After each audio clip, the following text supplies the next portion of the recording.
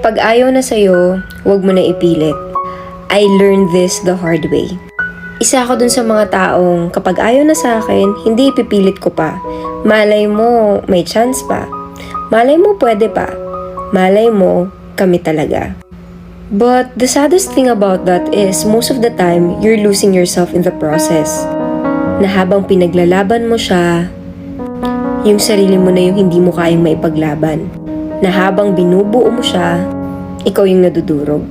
It's hard kasi most of the time ganun tayo eh. Kapag nagmahal tayo, madalas hindi natin ginagamit yung utak. Laging yung puso yung pinapairal natin. We don't care about us anymore. Kaya ayun, pag nawala yung taong ginawa nating mundo, hindi na natin alam kung paano magsisimula. Hindi natin kung kailan magsisimula. Mahirap gawin pero dapat mong gawin. Kaya tama pa rin talaga yung ex-battalion.